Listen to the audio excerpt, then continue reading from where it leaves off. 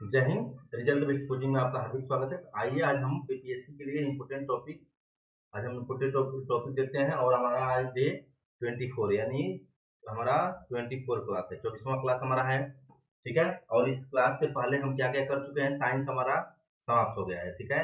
Science की class हम कर चुके हैं, फिजिक्स केमिस्ट्री बायोलॉजी। और इसी चैनल पे है यानी रिजल्ट बेस्ड कोचिंग चैनल पे, जिसको आपको सब्सक्राइब कर लेना है, लाइक करना है, शेयर कर देना है। और इसी चैनल पे साइंस की क्लास पड़ी हुई है, आप जाइए और साइंस की क्लास को आप एकदम आराम से कीजिए। ठीक है। और ये बीपीएससी के लिए बहुत ही हेल्पफुल क्लास है। ठीक है। और जो बुक बताया हूँ उसको मिला के आप पढ़िएगा। इस बार पीटी आप आराम से नहीं यानी कि आसानी से निकाल सकते हैं। ठीक है। और हमने एंशिएंट और मेडुअल की भी क्लासेस हमारा समाप्त हो गए हिस्ट्री में। हम आज देखेंगे हिस्ट्री के मॉडर्न में दो चैप्टर देखेंगे, मुस्लिम लीग एवं होम लीग आंदोलन और क्रांतिकारी गतिविधियां। ये दोनों चैप्टर आज देखेंगे। बिहार सामान्य ज्ञान में हम देखेंगे। उसके बाद हमारा ज्योग्राफी की क्लास समाप्त हो गई है। ठीक है। दो क्लासेस समाप्त हो गई, यानी जो हमारा सब्जेक्ट था साइंस और ज्योग्राफी दोनों समाप्त हो गया है। अब हम पॉलिटी देखेंगे। पॉलिटी में हम देख लेंगे अनुसूचित जाति, अनुसूचित जनजाति और संघराज संबंध देख लेंगे। ठीक है। उसके बाद हमारा है इकोनॉमिक्स, मुद्रा बैंकिंग एवं कर प्रणाली और केंद्र राज्य वित्तीय संबंधों हम देखेंगे। ठीक है। करंट अफेयर्स आपको फरवरी का करंट अफेयर्स रिवीजन कर लेना है। ठीक है। इसी चैनल पर पड़ा हुआ है वीडियो, और उसको जाके आराम से रिवीजन कीजिए। ठीक है। और क्या कीजिए, इसको आप चैनल को सब्सक्राइब कर लीजिए, ताकि अगर इम्पोर्टेंट कोई टॉपिक हो, इम्पोर्टेंट कोई टेस्ट सीरीज कराए तो आपके पास पहुंच सके। ठीक है। तो आइए हम हिस्ट्री से स्टार्ट करते हैं। तो आज का हमारा यानी हिस्ट्री से, तो आज का हमारा ये टॉपिक है कौन, मुस्लिम लीग एवं होम रूल आंदोलन। ठीक है। ये देखेंगे, उसके अगला नेक्स्ट टॉपिक देखेंगे। ठीक है। तो इसमें हम पहला क्वेश्चन करेंगे। पहला क्वेश्चन हमारा है कि इनमें से कौन अखिल भारतीय मुस्लिम लीग के संस्थापक नहीं थे। देखिए, जहां भी क्वेश्चन आएगा नहीं, जब आएगा एग्जाम में, तो वहां आपको अंडरलाइन कर लेना है कौन नहीं थे। एम ए जिन्ना नहीं थे, यानी मुस्लिम लीग के स्थापना जो हुआ था वो ढाका के नवाब सलीमुल्लाह खां और वकार उल मुल्क तथा मोइचुन उल मुल्क के द्वारा 30 दिसंबर 1906 को ढाका में किया गया। ठीक है। यानी मुस्लिम लीग की स्थापना कब किया गया था, 1906 में किया गया था। कहाँ किया गया था, ढाका में किया गया था। ठीक है। ढाका में किया गया था। और कौन कौन थे, आगा खां, नवाब सलीमुल्लाह और नवाब मोहसिन उल मुल्क थे, ये तीनों थे। ठीक है। एम एन जीना नहीं थे। ठीक। और जबकि मोहम्मद अली जिन्ना जिन्ना इसकी स्थापना के पश्चात इससे इससे जुड़े 1940 में इसकी लाहौर अधिवेशन की अध्यक्षता की थी। ठीक है। यानी स्थापना हो गया था, उसके बाद मोहम्मद अली जिन्ना जुड़े। और जो मुस्लिम लीग की अध्यक्षता इन्होंने किया था, कब किया था, तो 1940 में किया था मोहम्मद अली जिन्ना ने। ठीक है। तो ये आपको बात ध्यान में रखना है। आइए अब नेक्स्ट हम देखते हैं। नेक्स्ट हमारा क्वेश्चन क्या है। नेक्स्ट क्वेश्चन है कि मुस्लिम लीग के पाकिस्तान प्रस्ताव के पहले दो राष्ट्र के सिद्धांत को किसने प्रतिपादित किया था। तो किसने किया था, तो सर सैयद अहमद खान ने किया था। यानी जो मुस्लिम लीग बनी थी, उससे पहले ही पाकिस्तान प्रस्ताव के दो राष्ट्र सिद्धांत यानी द्विराष्ट्र सिद्धांत, एक हिंदुस्तान बने एक पाकिस्तान बने, उसको सबसे पहले किसने कर दिया था, सर सैयद अहमद खान ने कर दिया था। ठीक है। यानी मुस्लिम लीग ने मार्च 1940 में पाकिस्तान राष्ट्र की मांग की थी। कब, मार्च 1940 में। और मोहम्मद इकबाल 1930 में दो राष्ट्र सिद्धांत दिया था, परंतु सबसे पहले सर सैयद अहमद खान ने 1888 ईस्वी में मेरठ में एक संबोधन के दौरान हिंदुओं और मुसलमानों के लिए दो अलग अलग राष्ट्र की बात की थी। सबसे पहले सर सैयद अहमद खान ने ही बात की थी। ठीक है। नेक्स्ट क्वेश्चन है कि भारतीय राष्ट्रीय कांग्रेस के द्वितीय सम्मेलन में कितने मुस्लिम प्रतिनिधियों ने भाग लिया था। कितने भाग लिया था, 33 प्रतिनिधियों ने भाग लिया था। ये भी देखिए, ये भी पीएससी का क्वेश्चन है। ये कैसे फैक्ट पूछ रहा है, ये भी आपको ध्यान में रखना है। तो 33 प्रतिनिधियों ने भाग लिया हुआ है। ठीक है। आइए नेक्स्ट क्वेश्चन हम देखते हैं। तो हमारा, और देखिए इसमें थोड़ा सा इसका व्याख्या देख लें। यानी प्रथम जो अधिवेशन हुआ था पहली बार भारतीय राष्ट्रीय कांग्रेस का, तो उसमें 72 प्रतिनिधियों ने भाग लिया था। और जो भारतीय राष्ट्रीय कांग्रेस की स्थापना हुई थी 28 दिसंबर 1885 को बॉम्बे में, यानी गोकुल दास तेजपाल संस्कृत महाविद्यालय में इसकी पहली अधिवेशन हुई थी, पहली बैठक हुई थी। और इसके महासचिव ए ह्यूम थे, और इसके अध्यक्ष थे व्योमेश चंद्र बनर्जी जी थे, जो कोलकाता के थे। ठीक है। और कांग्रेस का दूसरा अधिवेशन हुआ था 1886 में, कोलकाता में हुआ था, और इसके अध्यक्ष थे दादा भाई नौरोजी थे। और इसमें 33 मुस्लिम प्रतिनिधियों ने हिस्सा लिया था। ठीक है। नेक्स्ट अगर हम क्वेश्चन की बात करें, तो हमारा नेक्स्ट क्वेश्चन है, यानी नेक्स्ट क्वेश्चन है कि मुस्लिम लीग ने अपना वार्षिक अधिवेशन नियमित रूप से आरंभ किया था। कब मनाना आरंभ किया था, तो 1925 से ये वार्षिक रूप से अपना जो अधिवेशन था वो नियमित रूप से मनाना शुरू किया था। इनकी स्थापना हुई थी मुस्लिम लीग की 1906 में स्थापना हुई थी। कब, 1906 में, 30 दिसंबर 1906 ढाका में हुआ था। आगा खां सलीमुल्लाह खां के नेतृत्व में किया गया था। और इसका पहला अधिवेशन 1907 ईस्वी में हुआ था। और मुस्लिम लीग का वार्षिक अधिवेशन नियमित रूप से 1925 ईस्वी में आरंभ हुआ था, यानी हम हर साल होने लगा था। ठीक है।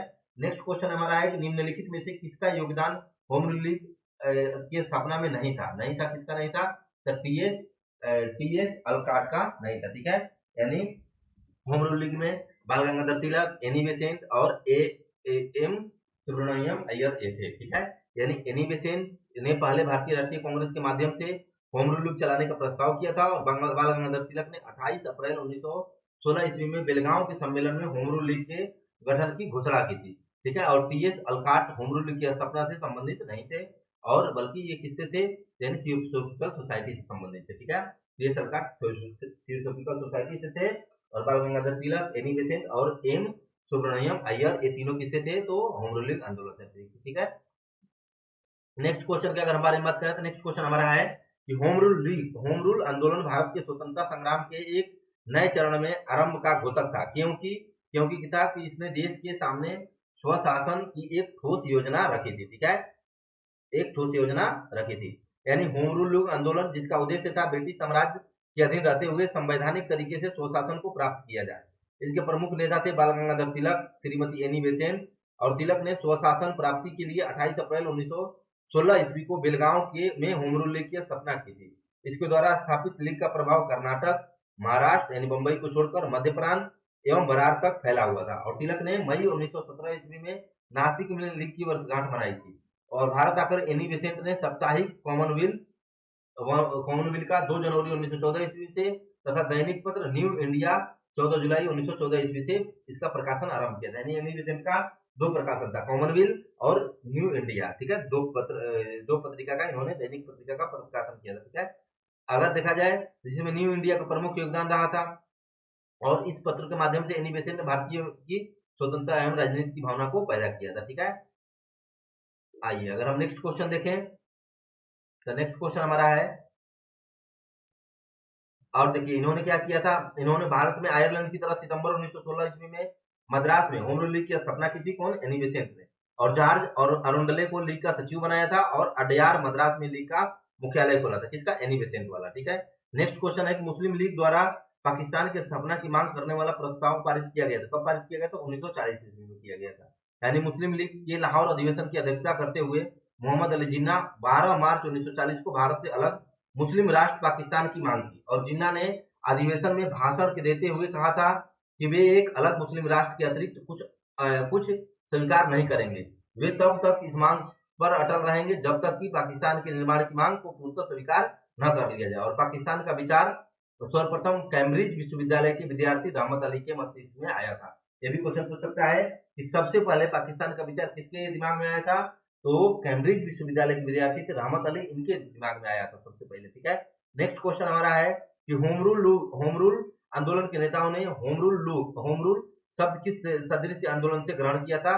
तो आयरलैंड के आंदोलन से ग्रहण किया था होम रूल। ठीक है, यानी देखिए होम रूल लीग आंदोलन की स्थापना मूलतः एनी बेसेंट के द्वारा बनाई गई थी, योजना बनाई गई थी और तिलक और एनी बेसेंट ने स्वराज की प्राप्ति के लिए सरकार पर दबाव डालने के उद्देश्य से एक संगठन की आवश्यकता महसूस की, जिसके लिए आयरलैंड का उदाहरण उसके सामने था। और बाल गंगाधर तिलक ने अप्रैल 1916 में तथा एनी बेसेंट ने सितंबर 1916 में होम रूल लीग की स्थापना की थी। ये भी क्वेश्चन पूछ सकता है कि सबसे पहले होम रूल लीग की स्थापना किसने की थी?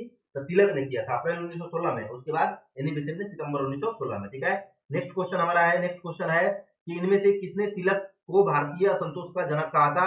तो किसने कहा था? तो वैलेंटाइन चिरोल ने कहा था। ठीक है, यानी लंदन टाइम्स में संवाददाता एवं इंडियन अनरेस्ट के लेखक वैलेंटाइन चिरोल ने बाल गंगाधर तिलक को भारतीय अशांति का जन्मदाता कहा था और गीता रहस्य नामक पुस्तक बाल गंगाधर तिलक द्वारा लिखी गई थी। ठीक है, नेक्स्ट क्वेश्चन हमारा है, नेक्स्ट क्वेश्चन है कि स्वराज मेरा जन्मसिद्ध अधिकार है, मैं इसे लेकर रहूंगा। किसने कहा था? तो किसने कहा था? बाल गंगाधर तिलक ने कहा था। यानी बाल गंगाधर तिलक पहले भारतीय नेता थे जिन्होंने कहा था कि स्वराज मेरा जन्मसिद्ध अधिकार है और मैं इसे लेकर रहूंगा। यानी तिलक स्वदेशी बहिष्कार और राष्ट्रीय शिक्षा और स्वराज का समर्थन किया था। और बाल गंगाधर तिलक ने अप्रैल 1916 में बेलगांव पूना में होम रूल लीग की स्थापना की थी। ये भी देखना है कि इन्होंने कहा होम रूल लीग की स्थापना की थी। ठीक है, नेक्स्ट क्वेश्चन अगर हम देखें तो नेक्स्ट क्वेश्चन हमारा है कि निम्नलिखित में से किसने ऑल इंडिया मुस्लिम लीग की स्थापना की थी? किसने की थी? तो नवाब सलीमुल्लाह खान ने किया था। यानी एच आगा खां के नेतृत्व में मुसलमानों का एक दल वायसराय लॉर्ड मिंटो और 1 अक्टूबर 1906 में शिमला में मिला था और इस प्रतिनिधि मंडल ने वायसराय से अनुरोध किया कि प्रांतीय, केंद्रीय एवं स्थानीय निर्वाचन हेतु पृथक सांप्रदायिक निर्वाचन व्यवस्था और मुसलमानों के लिए जॉय मिंटो ने इसकी मांगों का पूर्ण समर्थन किया था, जिसके फलस्वरूप मुस्लिम नेताओं ने ढाका के नवाब सलीमुल्लाह के नेतृत्व में 30 दिसंबर 1906 को ढाका में मुस्लिम लीग की स्थापना की थी। ठीक है, नेक्स्ट क्वेश्चन अगर हम बात करें तो नेक्स्ट क्वेश्चन हमारा है कि 1916 में बाल गंगाधर तिलक के पक्ष में अदालत में पैरवी करने वाले वकीलों का नेतृत्व कर रहे थे। कौन कर रहा था? तो मोहम्मद अली जिन्ना कर रहे थे। यानी महाराष्ट्र में क्रांति गतिविधियों का प्रोत्साहन एवं मुस्लिम लीग की बढ़ती लोकप्रियता के कारण अंग्रेजों ने तिलक पर राजद्रोह का मुकदमा चलाया और तिलक की पैरवी मोहम्मद अली जिन्ना ने की थी और तिलक ने गणपति महोत्सव एवं शिवाजी महोत्सव की शुरुआत की थी। ठीक है, नेक्स्ट क्वेश्चन हमारा है कि साम्राज्य के अंतर्गत स्वशासन नामक उद्देश्य को मुस्लिम लीग ने कब स्वीकार किया था? तो कब किया था? तो 1913 में किया था। यानी अखिल भारतीय मुस्लिम लीग ब्रिटिश भारत में एक राजनीतिक पार्टी थी और इसकी स्थापना ढाका बांग्लादेश के 1916 में 1906 में हुई थी। ठीक है, और इस पार्टी के स्वशासन के उद्देश्य 1913 में स्वीकार किया गया था। ठीक है, आइए अब हम नेक्स्ट देखते हैं। हमारा नेक्स्ट टॉपिक है क्रांतिकारी गतिविधियां, यानी 15वां टॉपिक है क्रांतिकारी गतिविधियां। इसको हम देख लेते हैं। ठीक है, तो आइए हमारा पहला क्वेश्चन क्या है कि हिंदुस्तान सोशलिस्ट रिपब्लिकन आर्मी का गठन किसने किया था? तो इसमें किसने किया था? तो देखिए इसका आंसर है हिंदुस्तान रिपब्लिकन एसोसिएशन की स्थापना अक्टूबर 1924 में राम प्रसाद बिस्मिल, योगेंद्र चंद्र चटर्जी, चंद्रशेखर आजाद और सचिंद्र सन्याल आदि ने कानपुर में की थी। कानपुर में सितंबर 1928 में की थी और दिल्ली के फिरोज शाह कोटला मैदान में हिंदुस्तान सोशलिस्ट रिपब्लिकन एसोसिएशन की स्थापना चंद्रशेखर आजाद के नेतृत्व में की गई थी। किसके नेतृत्व में? तो चंद्रशेखर आजाद के नेतृत्व में की गई थी। और ये क्या पूछ रहा है? हिंदुस्तान सोशलिस्ट रिपब्लिकन आर्मी, यानी उसी का एसोसिएशन का स्थापना चंद्रशेखर आजाद नहीं है, इसलिए एक क्वेश्चन थोड़ा था इसमें आपको याद रखना है चंद्रशेखर आजाद। ठीक है, आइए नेक्स्ट क्वेश्चन अगर हम बारे में बात करें तो नेक्स्ट क्वेश्चन हमारा है, नेक्स्ट क्वेश्चन क्या है कि चंद्रशेखर आजाद यानी 1931 में चंद्रशेखर आजाद की मृत्यु हुई थी।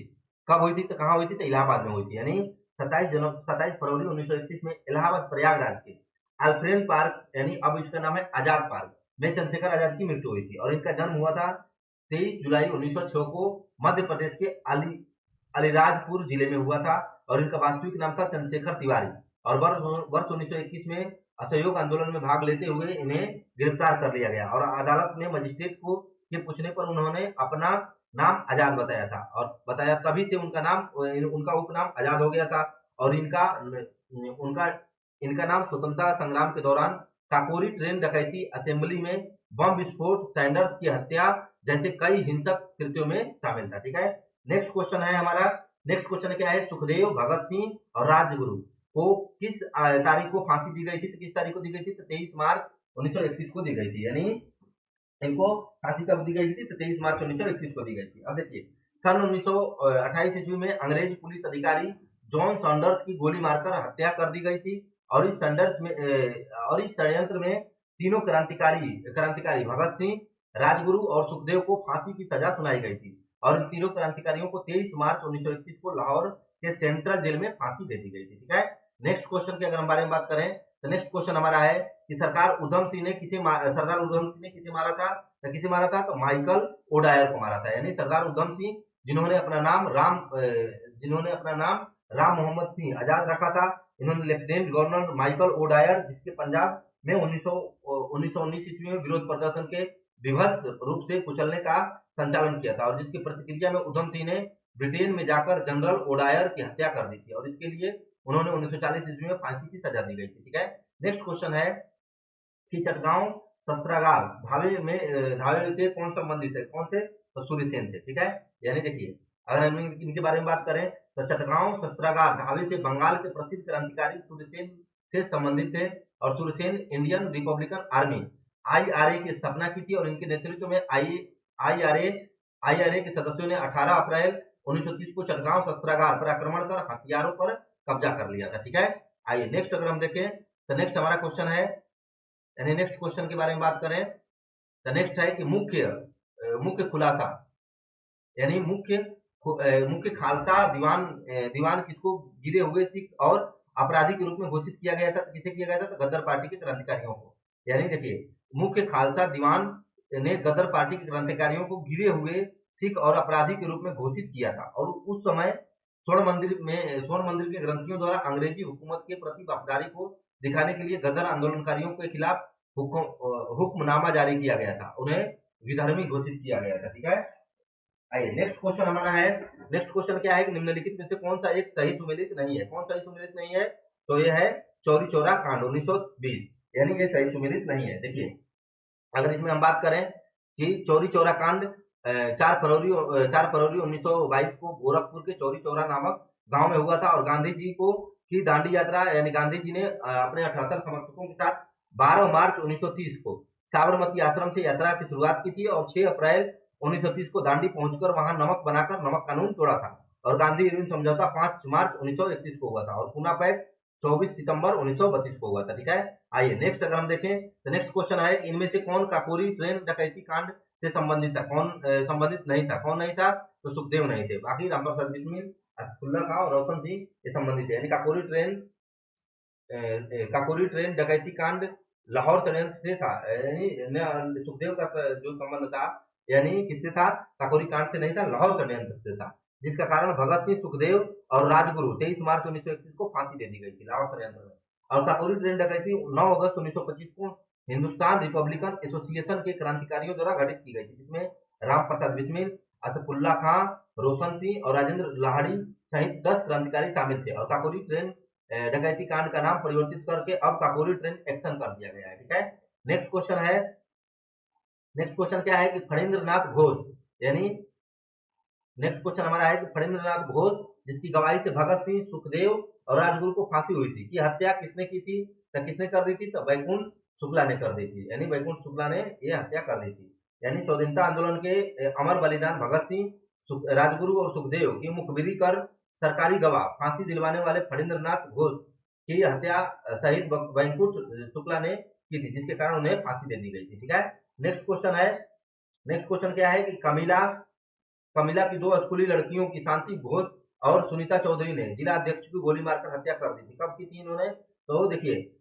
यानी कब कर दी थी, तो दिसंबर 1931 में, यानी 24 दिसंबर 1931 ईस्वी को कामिला की 2 स्कूली छात्राओं यानी शांति घोष और सुनीता चौधरी ने वहां के जिला अधिकारी वीजी स्टीवेंसन को गोली मारकर हत्या कर दी थी। ठीक है, नेक्स्ट क्वेश्चन हमारा है, नेक्स्ट क्वेश्चन क्या है कि लखनऊ और सहारनपुर के बीच चलने वाली नवंबर यानी 8 नौ रेलगाड़ी को 9 अगस्त 1925 को किस जगह पर रोककर लूटा गया था, कहाँ लूटा गया था, काकोरी में लूटा गया था। यानी उत्तर रेलवे के लखनऊ सहारनपुर संभाग के काकोरी नामक स्थान पर 9 अगस्त 1925 को 8 down Saharanpur Lucknow passenger train पर डकैती डालकर सरकारी खजाने को लूट लिया गया था और इस घटना को काकोरी कांड की संज्ञा दी गई थी। ठीक है, नेक्स्ट अगर क्वेश्चन के बारे में बात करें तो नेक्स्ट है हमारा कि इनमें से किसको मुजफ्फरपुर बम कांड के आरोप के कारण फांसी दी गई थी, किसको दी गई थी, तो इसका ऑप्शन ए हो जाएगा। यानी मुजफ्फरपुर बम कांड की घटना को प्रफुल्ल चाकी तथा खुदीराम बोस 30 अप्रैल 1908 को अंजाम दिया था और इसमें पुलिस से बचने में प्रफुल्ल चाकी ने आत्महत्या कर ली थी और खुदीराम बोस को पकड़कर 11 अगस्त 1908 को फांसी पर चढ़ा दिया गया था। ठीक है, नेक्स्ट क्वेश्चन हमारा है, नेक्स्ट क्वेश्चन क्या है, नेक्स्ट है कि अभिनव भारत के क्रांतिकारियों के एक गुप्त संगठन का निर्माण 1904 ईस्वी में इन नेताओं ने किसने किया था, किसने कर दिया था, तो वीर सावरकर ने कर दिया था। यानी अभिनव भारत क्रांतिकारी के एक गुप्त संगठन का निर्माण 1904 ईस्वी में वीडी सावरकर ने किया था और उस दौरान भारत के तत्कालिक अति आवेश राजनीतिक वातावरण में सावरकर ने 1899 ईस्वी में मित्रों का एक छोटा सा समूह बनाया था जो कि भारत की स्वतंत्रता की प्राप्ति में समर्पित था। उन्होंने गोपनीयता की शपथ ली और अपने संगठन को फ्रेंड्स यूनियन या मित्र मेला के नाम से पुकारने लगे थे। 1904 में ईस्वी में यही समूह अभिनव भारत के नाम से जाना जाने लगा था। ठीक है, नेक्स्ट अगर हम क्वेश्चन के बारे में बात करें तो हमारा नेक्स्ट क्वेश्चन है कि मैडम कामा ने भारत की तिरंगी स्वतंत्रता ध्वज को कहाँ फहराया था, स्टुटगार्ट में फहराया था। यानी श्रीमती भिकाजी रुस्तमा कामा, मैडम कामा भारतीय मूल की महिला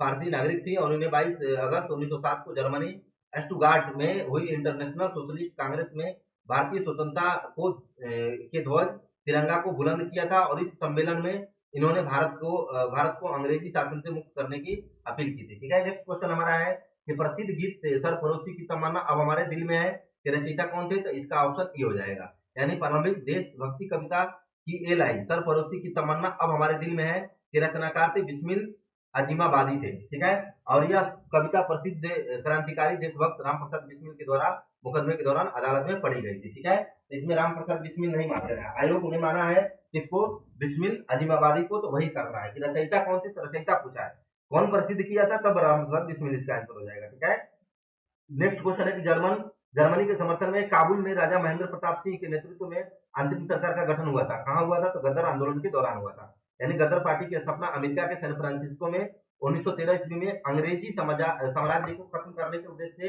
हुई थी। और गदर पार्टी के संस्थापक थे अध्यक्ष सरदार सोहन सिंह भटकाना थे। और इसी समय जर्मनी के समर्थन में काबुल में राजा महेंद्र प्रताप सिंह के नेतृत्व में अंतरिम सरकार का गठन किया गया था। ठीक है, नेक्स्ट क्वेश्चन है कि सन 1906 ईस्वी में लंदन में अभिनव भारत सोसाइटी की स्थापना किसने की थी? तो अभिनव भारत सोसाइटी की स्थापना किसने की थी? तो इसमें विनायक दामोदर सावरकर ने किया था। यानी जून 1906 में बीडी सावरकर लंदन के लिए प्रस्थान किए थे। और लंदन पहुंचने के बाद बीडी सावरकर ने फ्री इंडिया सोसाइटी नामक संस्था का गठन किया था। और इस संस्था का कार्य उनके द्वारा पूर्व से संचालित किए जा रहे थे। और भारत में अभिनव भारत संस्था के लिए नए सदस्यों की भर्ती के लिए जमीन तैयार करना, और जिसकी वजह से भाई परमानंद, लाला हृदयाल और मैडम भिकाजी कामा जैसे लोग सदस्य बने थे। ठीक है, नेक्स्ट क्वेश्चन हमारा है, नेक्स्ट क्वेश्चन क्या है? नेक्स्ट क्वेश्चन है कि हरदयाल बाबा हरनाम सिंह और टूडी लाट बाबा सोहन सिंह भटकाना और गुरदीप सिंह जुड़े थे। किससे जुड़े थे? तो वो जुड़े थे यानी गदर आंदोलन से जुड़े थे। 1913 में सैन फ्रांसिस्को में स्थापित गदर पार्टी भारतीय स्वतंत्रता आंदोलन में एक महत्वपूर्ण स्थान रखती थी। और इसके प्रमुख नेता थे हरदयाल बाबा हरनाम सोहन सिंह भटकाना व गुरदीप सिंह, ये इसके सदस्य थे। ठीक है, नेक्स्ट क्वेश्चन है कि किस वर्ष हिंदुस्तान रिपब्लिकन एसोसिएशन यानी किस वर्ष हिंदुस्तान रिपब्लिकन एसोसिएशन की स्थापना की गई थी? कब की गई थी? तो 1924 में की गई थी। कब की गई थी? 1924 में। देखिए, यानी 1924 यानी सबसे पहले भारत के क्रांतिकारी संगठित होना शुरू हुए थे। और इसके पुराने नेता थे क्रांतिकारी राम प्रसाद बिस्मिल, योगेंद्र चंद्र चटर्जी और सचिन नाथ सन्याल थे। और अक्टूबर 1924 में इन क्रांतिकारी युवकों का कानपुर में एक सम्मेलन हुआ था और हिंदुस्तान रिपब्लिकन एसोसिएशन का गठन किया गया था। और इसके उद्देश्य सशक्त क्रांति के माध्यम से औपनिवेशिक सत्ता को उखाड़ फेंकना और एक संघीय गणतंत्र यानी संयुक्त राज्य भारत की स्थापना करना था। ठीक है, नेक्स्ट क्वेश्चन है कि गदर पार्टी की स्थापना हुई थी। कब हुई थी? तो 1913 में हुई थी। यानी गदर पार्टी की स्थापना 1 नवंबर 1913 को अमेरिका के सैन फ्रांसिस्को नगर में किया गया था। और इसके संस्थापक थे लाला हृदयाल, अध्यक्ष सोहन सिंह थे।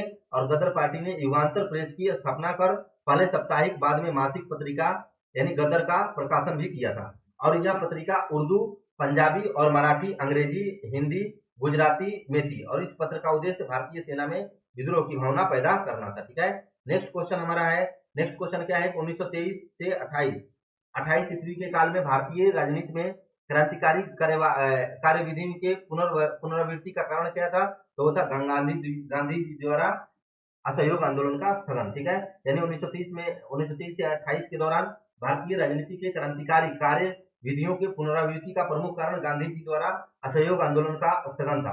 और असहयोग आंदोलन की इस असफलता ने युवकों को निराश कर दिया था और उन्हें लगने लगा कि अब हिंसा के द्वारा ही स्वतंत्रता प्राप्त किया जा सकता है। इसलिए वे क्रांतिकारी गतिविधियों की ओर उन्मुख हो गए थे। ठीक है, आइए नेक्स्ट क्वेश्चन की अगर हम बारे में बात करें, नेक्स्ट हमारा क्वेश्चन है, नेक्स्ट क्वेश्चन हमारा क्या है? नेक्स्ट क्वेश्चन है कि हिंदुस्तान सोशलिस्ट रिपब्लिकन आर्मी के संस्थापक नेताओं में से कौन थे? तो भगत सिंह थे। ठीक है, यानी अक्टूबर 1924 में सचिन नाथ सन्याल, योगेश चटर्जी और राम प्रसाद बिस्मिल आदि के नेतृत्व में कानपुर में हिंदुस्तान रिपब्लिकन एसोसिएशन की स्थापना हुई थी। जबकि 1928 ईस्वी में दिल्ली में फिरोज शाह कोटला मैदान में चंद्रशेखर आजाद एवं भगत सिंह के नेतृत्व में हिंदुस्तान सोशलिस्ट रिपब्लिकन एसोसिएशन की स्थापना की गई थी। ठीक है, नेक्स्ट क्वेश्चन है कि लंदन में जनरल डायर को किसने गोली मारी थी? तो किसने मारी थी? उधम सिंह ने मारी थी। ठीक है, उधम सिंह ने गोली मार दी थी। यानी लंदन में जनरल डायर की हत्या 13 मार्च 1940 को उधम सिंह ने की थी। और उधम सिंह गदर आंदोलन का एक कार्यकर्ता और पंजाब का रहने वाला था। और 1919 ईस्वी में जालियांवाला बाग का नरसंहार जनरल डायर ने किया था। और उसी का बदला लेने के लिए उधम सिंह ने जनरल डायर की हत्या कर दी थी। और खुदीराम बोस किंग्सफोर्ड की हत्या का प्रयास किया और गलती से उन्होंने कैनेडी की हत्या हो गई। और मदन लाल ढींगरा ने कर्नल वायली की हत्या की थी। ठीक है, नेक्स्ट क्वेश्चन हमारा है कि इनकलाब जिंदाबाद का नारा किसने दिया था? तो किसने दिया था? भगत सिंह ने दिया था। यानी इनकलाब जिंदाबाद का नारा भगत सिंह ने दिया था। और मोहम्मद इकबाल ने सारे जहां से अच्छा हिंदुस्तान हमारा का नारा दिया था। और महात्मा गांधी ने भारत छोड़ो आंदोलन के दौरान अंग्रेजों भारत छोड़ो तथा करो या मरो का नारा दिया था। और सुभाष चंद्र बोस ने जय हिंद और दिल्ली चलो सिंगापुर से तुम मुझे खून दो मैं तुम्हें आजादी दूंगा का नारा दिया था। ठीक है, नेक्स्ट क्वेश्चन है कि अनुशीलन समिति थी। अनुशीलन समिति क्या थी? एक क्रांतिकारी संगठन थी। यानी अनुशीलन समिति एक क्रांतिकारी संगठन थी।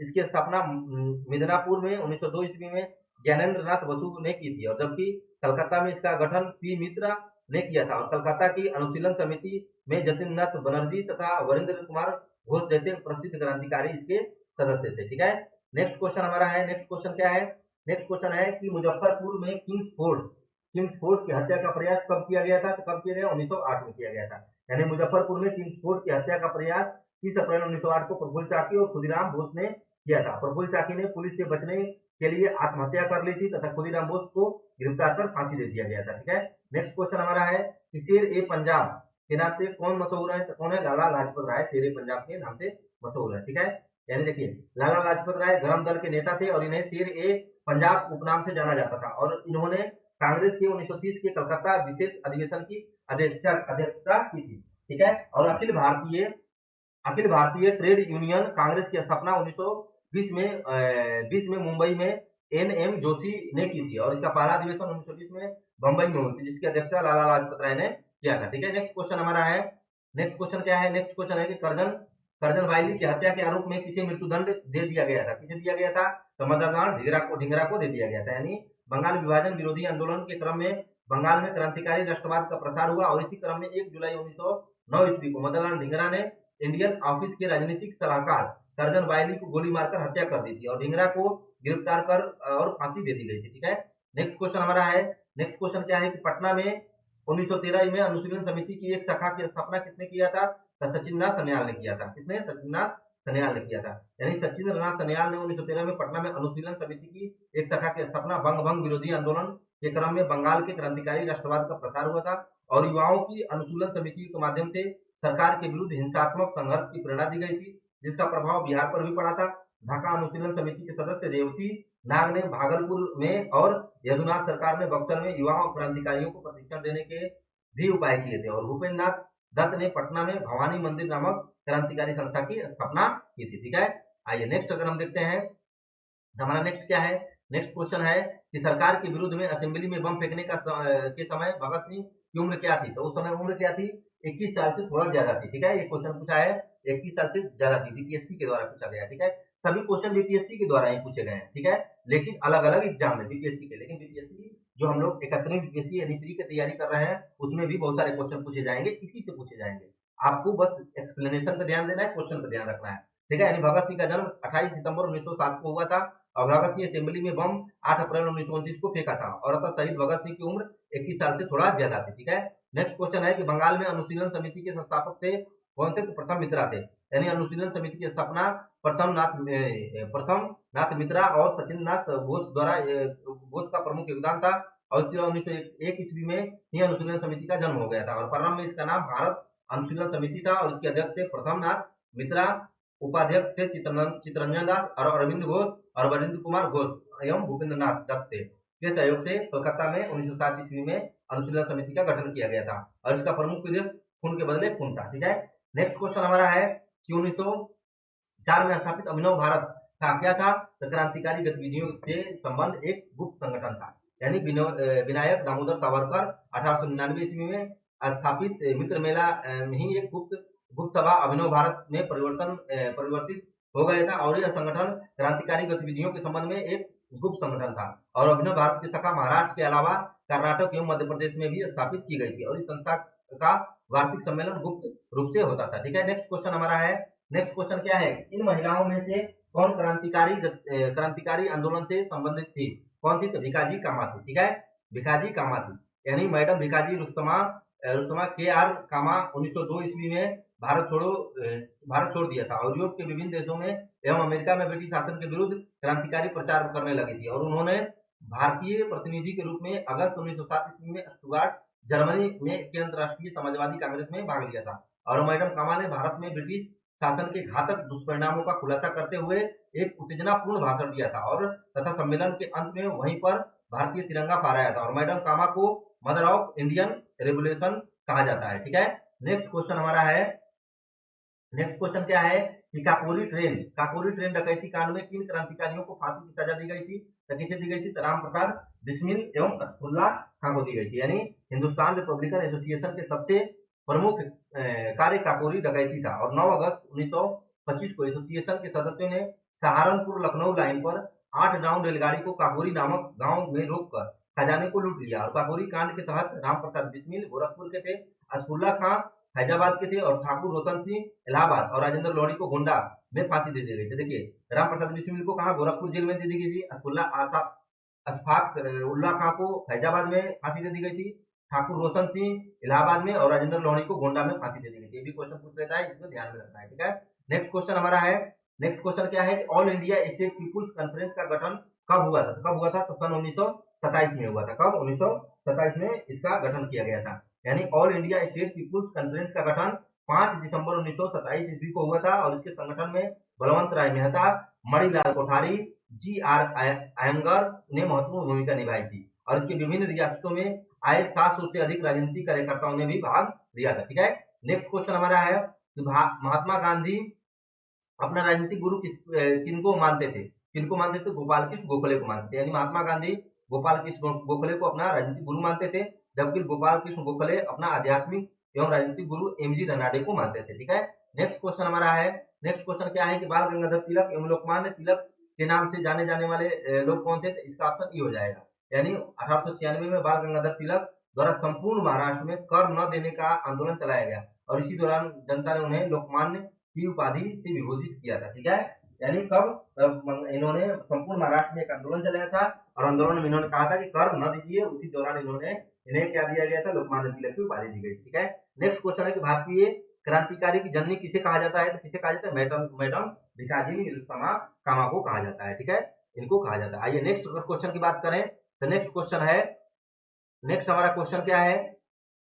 नेक्स्ट क्वेश्चन है, इनकी व्याख्या देख लें कि भारतीय क्रांतिकारी की जननी मैडम भिकाजी कामा को कहा जाता है और उल्लेखनीय है कि उन्होंने आंदोलन 1907 में जर्मनी के स्टुटगार्ट में हुए अंतर्राष्ट्रीय समाजवादी कांग्रेस में भाग लिया था और पहली बार वहां भारत के राष्ट्रीय झंडे को फहराया गया था। ठीक है, नेक्स्ट क्वेश्चन है कि मैडम कामा 1907 में प्रथम तिरंगा ध्वज कहाँ फहराया था? तो कहाँ फहराया था? स्टुटगार्ट में फहराया था। यानी मैडम भिकाजी कामा 1907 में स्टुटगार्ट में रहते हुए सोशलिस्ट कांग्रेस अधिवेशन के प्रथम तिरंगा ध्वज लहराया था और इन्होंने इंग्लैंड में भारतीय युवाओं को संगठित किया तथा फ्री इंडियन सोसाइटी की स्थापना की थी। वंदे मातरम नामक समाचार पत्र निकाला और अपनी क्रांतिकारी भावनाओं की मुखर अभिव्यक्ति आरंभ किया था। ठीक है, नेक्स्ट क्वेश्चन हमारा है, नेक्स्ट क्वेश्चन क्या है कि 1908 में बाल गंगाधर तिलक को जेल हुई थी। कब हुई थी? तो 6 वर्ष की अवस्था में हो गई थी। यानी बाल गंगाधर तिलक का जन्म 23 जुलाई 1856 ईस्वी को महाराष्ट्र के रत्नागिरी जिले में एक गांव में चिखली में हुआ था और इनका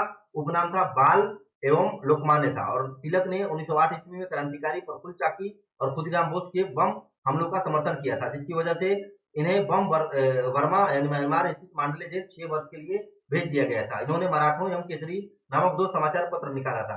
दोनों समाचार पत्रों में इन्होंने अंग्रेजों के शासन की क्रूरता और भारतीय संस्कृति के प्रति हीन भावना बहुत आलोचना की थी और ब्रिटिश शासक वेलेंटाइन सिरोल ने इन्हें अशांति का पिता और भारतीय इन्हें हिंदू राष्ट्रवाद के पिता मानते थे। ठीक है, तो ये थे बाल गंगाधर तिलक को जेल कितने वर्ष के लिए हुआ था? 6 वर्ष के लिए हुआ था और इसका एक्सप्लेनेशन देखना है, यहाँ से क्वेश्चन आएंगे। ठीक है, तो आज का हमारा टॉपिक 2 टॉपिक हमारा था, मुस्लिम लीग एवं मुस्लिम लीग आंदोलन और क्रांतिकारी गतिविधियां, मॉडर्न हिस्ट्री का 2 टॉपिक कर लिए थे। जल्दी जल्दी हम लोग टॉपिक हम लोग कंप्लीट करेंगे। कल हम लोग दो टॉपिक और 2-3 टॉपिक देख लेंगे, तो इससे हमारा 1-2 दिन में और हमारा मॉडर्न हिस्ट्री खत्म हो जाएगा। ठीक है, तो यानी बीपीएससी का जो इम्पोर्टेंट टॉपिक है, ये पूरा बीपीएससी का सिलेबस है। आप क्या कीजिए, एक बार सिलेबस कंप्लीट कर लीजिए और ज्यादा से ज्यादा वीडियो देखकर आप रिवीजन कीजिए। देखिए आपका सिलेक्शन इस बार पीटी में हो जाएगा। ठीक है, कंफर्म है। बस आपको क्या करना है, टॉपिक पूरा करना है, बुक से पूरा करना है, बार बार रिवीजन करना है। रिवीजन करने से आपका काम बन जाएगा। ठीक है, और करंट अफेयर्स की जो कराई जा रही है एसपीडी की, वो मंथली मैगजीन है, उसको आप करते जाइए। करंट अफेयर्स की मंथली मैगजीन आप करते जाइए। ठीक है, और इसमें जल्दी से हम करंट अफेयर्स की एसपीडी की बिहार करंट अफेयर्स जोड़ देंगे। ठीक है, और नेक्स्ट सैटरडे से हमारा 2 आएगा, 2 करंट अफेयर, एक बिहार का आएगा, एक जो नेशनल रहेगा, नेशनल करंट अफेयर दोनों आएगा, एसपीडी का ही आएगा। ठीक है, तो इसको आपको ध्यान में रखना है। ठीक, तो आइए हम लोग क्या करें, बिहार स्पेशल का क्वेश्चन करें। आइए बिहार स्पेशल से भी हम क्वेश्चन कुछ कर लें। हमारा पहला क्वेश्चन है कि पटना की प्रांतीय राजधानी बनाया था, किसने बनाया था? तो शेरशाह ने पटना को प्रांतीय राजधानी बनाया था। ठीक है, क्वेश्चन बहुत इंपोर्टेंट है, आपको ध्यान से रखना है। बस चैनल को सब्सक्राइब करके ज्यादा से ज्यादा शेयर कर दीजिए और इस चैनल पे आपको करंट अफेयर से लेकर जीएस तक एकदम पूरी तरीके से हम तैयार करा देंगे, ताकि आप एग्जाम में जाइए और कंफर्टेबल महसूस करते हुए आप एग्जाम को निकाल सकें। ठीक है, बस इतना ही है कि बस आप चैनल को सब्सक्राइब कीजिए, शेयर कीजिए, थोड़ा सा मोटिवेशन मिलेगा। ठीक है, आइए पहला इसमें क्वेश्चन है कि भारत पटना को प्रांतीय राजधानी बनाया था किसने बनाया था? तो शेरशाह ने बनाया था। यानी शेरशाह का प्रारंभिक नाम फरीद खां था और इनका जन्म 1472 ईस्वी में होशियारपुर में हुआ था और इनके पिता हसन खां जौनपुर के छोटे जमींदार थे और 1539 ईस्वी में चौथा का एवं 1540 ईस्वी में कनौज का युद्ध जीतने के बाद शेर खां ने यानी 1540 ईस्वी में दिल्ली की गद्दी पर बैठा और अपने राज्याभिषेक के समय शेर खां ने शेरशाह की उपाधि धारण कर ली थी और शेरशाह 1541 ईस्वी में पाटलिपुत्र को यानी पटना के नाम से पुनः स्थापित किया और पटना को राजधानी बनाने की चर्चा अब्दुल्लाह की रचना तारीख दाऊदी में मिलती है। ठीक है, एक भी याद में रखना है। ठीक है, नेक्स्ट क्वेश्चन है कि नेक्स्ट क्वेश्चन हमारा क्या है कि झारखंड कैसेल ओवर ग्रेव के लेखक कौन थे?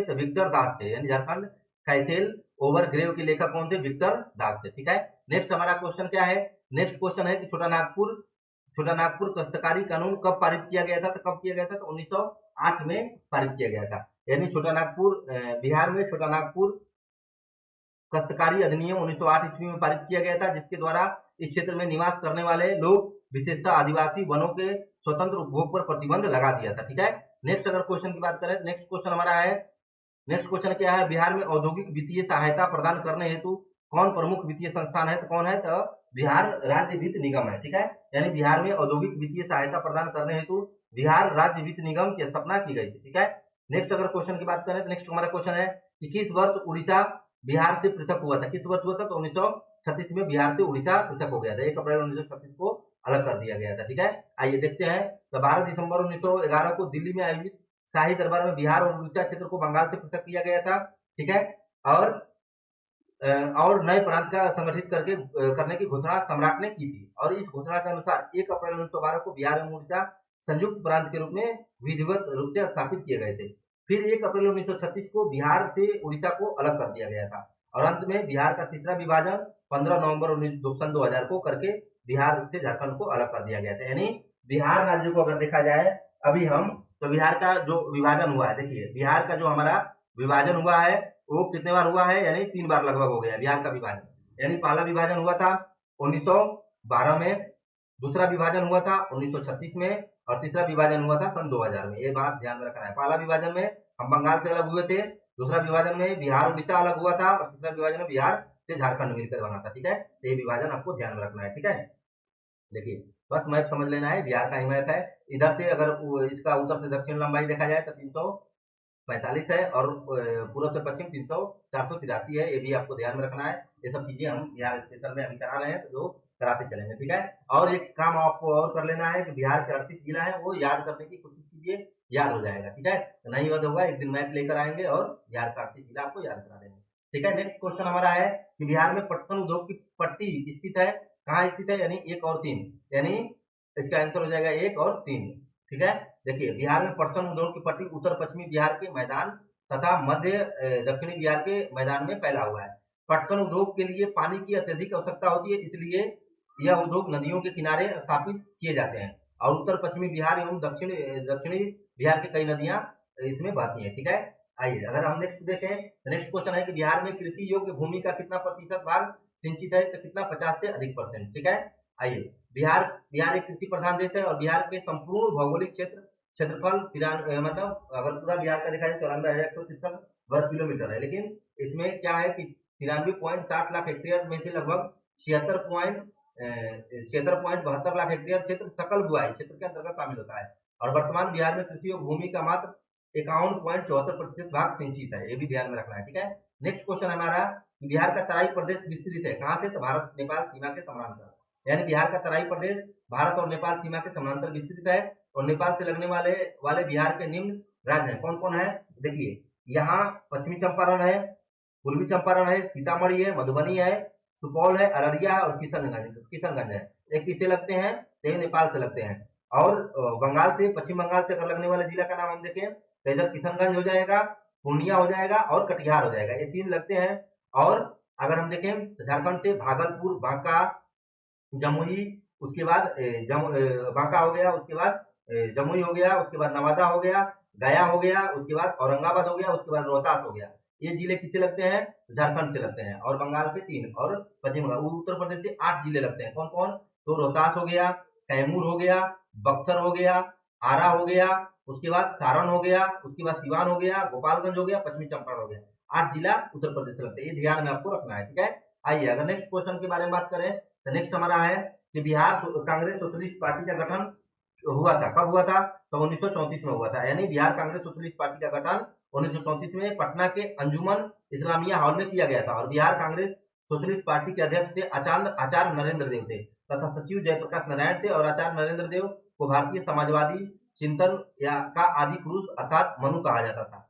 और socialism and national revolution Narendra Dev की पुस्तक थी। और महात्मा गांधी जयप्रकाश नारायण को भारतीय समाजवाद का सबसे बड़ा विद्वान मानते थे। इनकी पुस्तक थी समाजवाद क्यों, ठीक है। आइए अगर नेक्स्ट हम बात करें तो नेक्स्ट हमारा है, नेक्स्ट क्या है कि 1830 के दशक में पटना नगर केंद्र था। किसका केंद्र था? तो बहावी आंदोलन का केंद्र था। यानी पटना नगर किसका केंद्र था? तो बहावी आंदोलन का। यानी बहावी आंदोलन इस्लाम का सुधारवादी आंदोलन था, जिसका लक्ष्य मुस्लिम समाज को भ्रष्ट धार्मिक रीतियों से मुक्त करना था। और भारत में इसके संस्थापक सर सैयद अहमद बरेलवी थे। और सर सैयद अहमद की मृत्यु 1830 ईस्वी में पटना यानी के पश्चात मृत्यु के पश्चात पटना इस आंदोलन का केंद्र बन गया था। और इसके नेता मौलवी कासिम विलायत अली और इनायत अली और अहमदुल्ला आदि थे, ठीक है। नेक्स्ट क्वेश्चन हमारा है, नेक्स्ट क्वेश्चन है कि उस क्षेत्र की पहचान करें जहां संथालों ने 1856 ईस्वी में अपनी सरकार की घोषणा कर दी थी। कहां? भागलपुर और राजमहल में। यानी संथाल विद्रोह संथाल बिहार प्रांत के वर्तमान झारखंड की एक प्रमुख जनजाति थी। और यहाँ की इनकी आबादी लगभग 20 लाख है। और बिहार, उड़ीसा, बीरभूम, सिंहभूम, बांकुरा, मुंगेर, हजारीबाग और भागलपुर जिले में सिद्धू और कान्हू के नेतृत्व में इन्होंने विद्रोह कर दिया था। और इस आंदोलन के साहूकारों एवं अंग्रेजों के विरुद्ध था आंदोलन, ठीक है। नेक्स्ट क्वेश्चन हमारा है, नेक्स्ट क्वेश्चन क्या है कि बिहार में कृषि का स्वरूप क्या है? बिहार में कृषि का स्वरूप क्या है? केवल एक, यानी जीवनदायी है। बिहार में कृषि का स्वरूप जीवनदायी कृषि है, क्योंकि खेती में केवल इतनी ही उपज होती है जिसमें परिवार का पेट किसी तरह भरा जा सके, ठीक है। यह कृषि प्रधान राज्य है, ठीक है। नेक्स्ट क्वेश्चन हमारा है, नेक्स्ट क्वेश्चन क्या है कि निम्नलिखित नदियों में से कौन बिहार में गंगा से मिलती है? कौन मिलती है? तो 1, 2, 3, 4 मिलती है। यानी गंडक, सोन, घघरा और पुनपुन, ये चारों नदियां आके गंगा से मिलती है, ठीक है। यानी गंडक नदी जिले के नेपाल में नारायणी के नाम से जाना जाता है। और नेपाल के मननगमोट से निकलकर पहलेजा घाट के निकट गंगा में मिल जाती है। यह बिहार की सर्वाधिक तीव्र जलधारा वाली नदी है। सोन नदी मध्य प्रदेश के अमरकंटक नामक स्थान से निकलती है तथा पटना के निकट गंगा में मिल जाती है। और यह बिहार में बहने वाली गंगा की सबसे बड़ी सहायक नदी है। पुनपुन नदी मध्य प्रदेश के पठारी भागों से निकलती है तथा पटना के निकट फतुहा में गंगा में आकर मिल जाती है। और घघरा नदी पर्वतीय भागों में यानी कोड़ियाली एवं मैदानी भागों में घघरा कहलाती है। और घघरा नदी नम्पा नेपाल उद्गमित होकर उत्तर प्रदेश की मैदानी भागों में तीव्र गति से बहती है, वही सिवान जिले के समीप बिहार में प्रवेश करती है। छपरा के निकट यह गंगा में मिल जाती है, ठीक है। नेक्स्ट क्वेश्चन है कि बिहार में पहली चीनी मिल कहाँ स्थापित हुई थी? तो बेतिया में हुई थी। बिहार में चीनी का पहला कारखाना दक्षु द्वारा 1840 में बेतिया में स्थापित किया गया था, ठीक है। नेक्स्ट क्वेश्चन है कि छोटा नागपुर जनजाति विद्रोह कब हुआ था? तो कब हुआ था? तो 1820 ईस्वी में हुआ था। यानी छोटा नागपुर जनजाति विद्रोह 1820 ईस्वी में हुआ था। और यह विद्रोह सिंहभूम के क्षेत्र में अधिक व्यापक था, ठीक है। नेक्स्ट क्वेश्चन है गांधी जी का चंपारण सत्याग्रह किससे जुड़ा था? तो तिनकटिया से जुड़ा हुआ था, ठीक है। यानी गांधी जी का चंपारण सत्याग्रह नील की खेती के लिए तिनकटिया व्यवस्था से संबंधित था। और चंपारण सत्याग्रह गांधी जी के नेतृत्व में बिहार के चंपारण जिले में सन 1917 ईस्वी में शुरू हुआ था। गांधी जी के नेतृत्व में भारत में किया गया पहला सत्याग्रह था, ठीक है। चंपारण के किसानों से अंग्रेज बगान मालिकों ने एक अनुबंध करा लिया था। और इस अनुबंध के तहत किसानों को अपनी जमीन 3/20 हिस्से पर नील की खेती करना अनिवार्य था। और इसे तिनकटिया पद्धति कहते हैं। चंपारण सत्याग्रह में गांधी जी के साथ अन्य नेता थे कौन? राजेंद्र प्रसाद, बृज किशोर, महादेवी देसाई और नरहरि परिकर तथा जेबी कृपलानी प्रमुख थे। और इस सत्याग्रह के प्रभाव में तिनकटिया प्रणाली को समाप्त कर दिया गया था। और किसानों ने अवैध रूप से वसूले गए धन का 25% वापस कर दिया था। और वर्ष 1919 में चंपारण एग्रेरियन अधिनियम पारित कर दिया था, जिससे किसानों की स्थिति में सुधार हुआ था, ठीक है। एग्रेरियन, ठीक है। नेक्स्ट क्वेश्चन हमारा है कि उलगुलान विद्रोह किससे जुड़ा हुआ था? तो किससे? बिरसा मुंडा से जुड़ा हुआ था। यानी उलगुलान विद्रोह बिरसा मुंडा से जुड़ा हुआ था। और सन 1895 से 1900 ईस्वी में बिहार के बीच बिहार के मुंडा आदिवासियों ने पारंपरिक जमींदारी भूमि व्यवस्था में परिवर्तन कर किए जाने से के खिलाफ बिरसा मुंडा का नेतृत्व में विद्रोह कर दिया था और बिरसा मुंडा ने स्वयं को भगवान का दूत घोषित कर दिया था। ठीक है, नेक्स्ट क्वेश्चन है कि पटना उच्च न्यायालय की स्थापना कब हुई थी? तो 1916 में हुई थी पटना उच्च न्यायालय की स्थापना।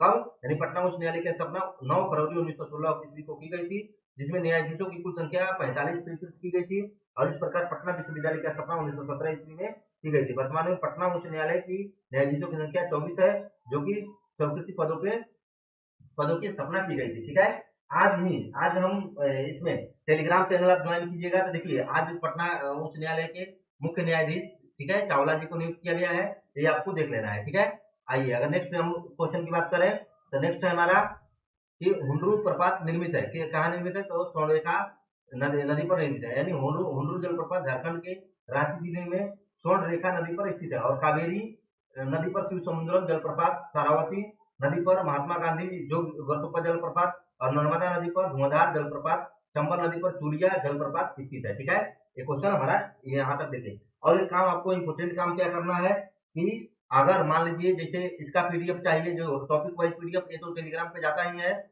और आपको जैसे मोस्ट इंपोर्टेंट बहुत सारे इंपोर्टेंट जो पेपर की कटिंग होती है, न्यूज पेपर की कटिंग होती है, वो इस वीडियो के डिस्क्रिप्शन में टेलीग्राम का लिंक है, टेलीग्राम लिंक ज्वाइन कर लीजिए, काफी हेल्पफुल हो जाएगा आपके लिए। ठीक है, आइए नेक्स्ट क्वेश्चन हम देखते हैं। तो नेक्स्ट क्वेश्चन हमारा है कि किस भारतीय राज्य में कालाजार बीमारी काफी फैली हुई है? कहाँ फैली हुई है? तो बिहार में फैली हुई है, यानी बिहार के तराई क्षेत्रों में कालाजार नामक बुखार का व्यापक प्रकोप रहता है और कालाजार नामक यह बीमारी ब्लू मक्खी के काटने से होती है, जिसमें मानव रक्त में लिस्मैनिया डोनोवानी नामक परजीवी पहुंचता है। यह एक संक्रामक रोग होता है, इसके वायरस या परजीवी सीधे हमारे ह्यूमन सिस्टम यानी हमारे ह्यूमन सिस्टम पे क्या करते हैं? प्रघात करते हैं। ठीक है, देखिए कमजोर करता है और लिवर को क्षति पहुंचाता है। इसके प्रमुख लक्षण है बार बार बुखार आना, हल्का बुखार हमेशा बना रहना, भूख और वजन से लगातार कमी होना, लिवर का आकार सामान्य से बड़ा हो जाना और इवन ब्रह्मचारी से इसका उपचार विकसित किया जाता है। नेक्स्ट क्वेश्चन है कि पटना में बहावी आंदोलन का महत्वपूर्ण नेता कौन था? तो कौन? सैयद अहमद खान थे। ठीक है, सैयद अहमद खान। ठीक है, यानी सैयद अहमद खान पटना में बहावी आंदोलन के महत्वपूर्ण नेता थे और बहावी आंदोलन उग्र धार्मिक एवं पुनरावादी आंदोलन था, जिसका लक्ष्य था हिंदुस्तान में शुद्ध इस्लामिक शासन स्थापित करना था। और इस आंदोलन का आरंभ 1825 में सैयद अहमद द्वारा किया गया था और 1857 के विद्रोह में इसने ब्रिटिश शासन के खिलाफ जिहाद की घोषणा की थी। ठीक है, नेक्स्ट क्वेश्चन है कि 11 अगस्त 1942 को पटना सचिवालय के पूर्वी गेट पर राष्ट्रीय झंडा फहराया गया था। कौन फहराया था? विद्यार्थियों ने फहराया था, यानी 11 अगस्त 1942 को पटना सचिवालय के पूर्वी गेट पर राष्ट्रीय झंडा को विद्यार्थियों ने फहराया था और पुलिस की गोली चलाने के बाद विद्यार्थी ने जान की बाजी लगाकर तिरंगे को फहराया था, जिससे पुलिस की गोली से 7 विद्यार्थी शहीद हो गए। ठीक है, नेक्स्ट क्वेश्चन है कि गंडक परियोजना को प्रारंभ किया गया था कब? तो जवाहरलाल नेहरू के द्वारा, यानी गंडक परियोजना को बिहार और उत्तर प्रदेश की संयुक्त नदी घाटी परियोजना 1959 में भारत नेपाल समझौते के तहत इसे नेपाल को भी लाभ प्राप्त हुआ था और इस परियोजना के अंतर्गत गंडक नदी की त्रिवेणी नहर यानी हेड रेगुलर के नीचे बिहार के वाल्मीकि नगर में बैराज बनाया गया था और 1964 में इस परियोजना का आरंभ पंडित जवाहरलाल नेहरू ने किया था। गंडक नहर परियोजना के लिए स्वतंत्रता संग्राम सेनानी एवं महाराजगंज के तत्काल सांसद शिवन लाल सक्सेना ने अथक प्रयासों से लंबा अनशन किया था। ठीक है, नेक्स्ट क्वेश्चन हमारा है कि किसने एक अलग राज्य के रूप में बिहार की स्थापना में महत्वपूर्ण योगदान दिया था? किसने? राजेंद्र प्रसाद ने दिया था, यानी बिहार के पृथक राज्य के रूप में स्थापना हुई थी। डॉक्टर राजेंद्र प्रसाद का महत्वपूर्ण योगदान रहा था। 1906 ईस्वी में सच्चिदानंद एवं महेश नारायण द्वारा पृथक बिहार की मांग का समर्थन किया गया था। ठीक है, नेक्स्ट क्वेश्चन हमारा है, नेक्स्ट क्वेश्चन क्या है कि राजेंद्र प्रसाद द्वारा 1906 ईस्वी में पटना में बिहारी छात्र सम्मेलन आयोजन किया गया था और 22 मार्च 1912 को स्वतंत्र बिहार की स्थापना की गई थी। नेक्स्ट क्वेश्चन है कि बिहार राज्य का क्षेत्रफल भारत के क्षेत्रफल का कितना है? तो 2.86% है। ठीक है, यानी बिहार का कुल क्षेत्रफल 94,163 वर्ग किलोमीटर और पूरे भारत का क्षेत्रफल है 32,87,263 वर्ग किलोमीटर। ये क्या है? वर्ग किलोमीटर। पूरे बिहार का क्षेत्रफल है वर्ग किलोमीटर। ठीक है, ये बिहार का पूरा भारत का क्षेत्रफल है ये, और बिहार का क्षेत्रफल 94,163 वर्ग किलोमीटर, 94,163 वर्ग किलोमीटर। ये कहाँ का क्षेत्रफल है? बिहार का क्षेत्रफल है और पूरे भारत के संपूर्ण भारत के क्षेत्रफल का 2.86% है। ठीक है, 2.86%। आइए नेक्स्ट अगर हम देखें तो, और क्षेत्रफल की दृष्टि से 13वां नहीं 12वां स्थान है बिहार का। ठीक है। और जनसंख्या की दृष्टि से हमारा कौन स्थान है? तीसरा सबसे बड़ा है। जनघनत्व में पहला है, ठीक है, ये भी ध्यान में रखना है। ठीक, नेक्स्ट क्वेश्चन है कि बिहार के पूर्व से पश्चिम की ओर नदियों का सही क्रम कौन सा है? तो बूढ़ी गंडक, बागमती, कमला, कोसी है, ठीक है। यानी बिहार में पूर्व से पश्चिम की ओर नदियों का सही क्रम बूढ़ी गंडक, बागमती, कमला एवं कोसी है, ठीक है। नेक्स्ट क्वेश्चन हमारा है कि बिहार में रेल कोच फैक्ट्री का केंद्र है कब कौन है? तो मोकामा है, ठीक है। यानी देखिए, बिहार में रेल कोच फैक्ट्री मोकामा में स्थित है और मोकामा में भारत के wagon and engineering company limited स्थित है, ठीक है। निम्नलिखित स्थानों पर क्या कर रहे हैं कि निम्नलिखित स्थानों पर कौन सा राष्ट्रीय नंबर 30 से जुड़ता है? तो कौन है? तो बख्तियारपुर पटना आरा को जोड़ता है, ठीक है, राष्ट्रीय राजमार्ग 30। और बिहार जुड़े हैं और बिहार के स्थल है बख्तियारपुर, पटना, आरा, मोहनिया, ये सब जुड़ते हैं, ठीक है। नेक्स्ट क्वेश्चन हमारा 2011 में बिहार में निम्नलिखित जिलों में से कौन सा सर्वाधिक जनसंख्या वाला जिला था? तो गया था, ठीक है, सबसे अधिक जनसंख्या वाला जिला 2011 की जनगणना के अनुसार कौन सा? गया, ठीक है। उसके बाद वैशाली, उसके बाद भागलपुर, सिवान। इसमें जो ऑप्शन में दिया है उसमें बता रहा हूँ, ठीक है। आइए नेक्स्ट अगर क्वेश्चन बात करें तो हमारा नेक्स्ट क्वेश्चन है कि 2011 की जनगणना के अनुसार निम्नलिखित में से कौन सा एक भारत की कुल जनसंख्या में बिहार की जनसंख्या का प्रतिशत था? तो कितना? 8.58, यानी 8.6% लगभग ये जनसंख्या पूरे भारत की जनसंख्या का बिहार में जनसंख्या निवास करती है, ठीक है। नेक्स्ट क्वेश्चन है कि निम्नलिखित में से कौन एक बिहार राज्य की ग्रामीण पंचवर्षीय योजना में सामाजिक आर्थिक लक्ष्य नहीं था? तो कौन नहीं था? तो शिक्षित बेरोजगारी इतना नहीं था, 5.0% के नीचे तक ला जाना, ये नहीं था, ठीक है। नेक्स्ट क्वेश्चन है कि निम्नलिखित गुणों में से कौन एक बिहार का भारत के साक्षरता दर के संदर्भ में सुमिलित नहीं है? कौन सुमिलित नहीं है? इस पे हमको ध्यान रखना है, ठीक है। तो देखिए 2011 की जनगणना के अनुसार भारत की साक्षरता दर 73% थी लगभग, ठीक है, और बिहार की साक्षरता दर 61.8%। बिहार की पुरुष साक्षरता दर 71.2% और महिला साक्षरता दर 51.5% थी, ठीक है। इनमें कोई सुमिलित नहीं है, तो ये ध्यान में रखना है, ये याद कर लीजिए एक्सप्लेनेशन, ठीक है। आइए नेक्स्ट क्वेश्चन हमारा है कि भारत में महात्मा गांधी ने अपने सत्याग्रह के तरीकों के का प्रथम प्रयोग कहाँ किया था? कहाँ किया था? चंपारण में किया था। यानी भारत में महात्मा गांधी ने सत्याग्रह का प्रथम प्रयोग चंपारण के किसान आंदोलन में किया था और 1917 ईस्वी में सत्याग्रह के सफलतापूर्वक प्रयोग चंपारण के किसानों को यूरोपीय नील उत्पादों के शोषण एवं तिनकटिया प्रथा में से मुक्ति मिली थी, ठीक है। नेक्स्ट क्वेश्चन अगर हम देखें तो नेक्स्ट क्वेश्चन हमारा है कि वर्ष 1939 में बिहार में अंबारी सत्याग्रह का नेतृत्व किसने किया था? तो राहुल संकृत्याल ने किया था। यानी 1939 में बिहार में अंबारी सत्याग्रह का नेतृत्व राहुल संकृत्याल ने किया था और इस सत्याग्रह के लिए उन्हें 6 महीने जेल की सजा हुई थी, ठीक है। नेक्स्ट क्वेश्चन है कि भारतीय राष्ट्रीय कांग्रेस का कौन सा अधिवेशन गया बिहार में हुआ था? तो कौन? 1922 में हुआ था, ठीक है, ये वाला, ठीक, ध्यान रखना है।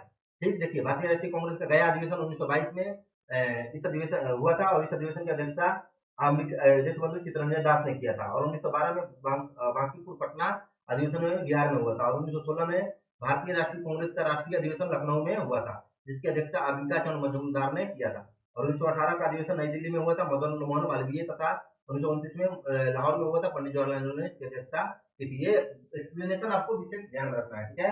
क्लास थोड़ी सी स्पीड में है, बाकी आपको आराम से देखना है, कोई दिक्कत नहीं होगा, ठीक है। आइए अगर नेक्स्ट क्वेश्चन देखें हम, नेक्स्ट क्वेश्चन क्या है कि वर्ष 1931 में बिहार सोशलिस्ट पार्टी का गठन किसने किया था? तो किसने किया था? तो फूलन प्रताप वर्मा ने किया था, ठीक है। 1931 में गंगा शरण सिन्हा, राम वृक्ष बिनपुरी, रामानंद मिश्रा, फूलन प्रसाद वर्मा आदि ने बिहार सोशलिस्ट पार्टी का गठन किया था। नेक्स्ट क्वेश्चन है हमारा, नेक्स्ट क्वेश्चन क्या है कि चंपारण सत्याग्रह 1917 में कृषकों की प्रमुख शिकायतें किसके खिलाफ थी? तो किसके? तिनकठिया व्यवस्था के खिलाफ। यानी चंपारण सत्याग्रह 1917 में कृषकों की प्रमुख शिकायतें तिनकठिया प्रथा के खिलाफ थी और जिसके अंतर्गत नील उत्पादों ने किसानों को अपने खेत में प्रत्येक 1 बीघा खेती में से 3 कट्टा नील की खेती में अनिवार्य कर दिया था, ठीक है। नेक्स्ट क्वेश्चन हमारा है कि उलगुलन के रूप में ज्ञात ब्रिटिश के विरुद्ध जनजातीय विद्रोह किसने किया था? तो बिरसा मुंडा ने किया था। किसने किया था? तो बिरसा मुंडा ने ये विद्रोह किया था, ठीक है। आइए अगर हम देखें तो हमारा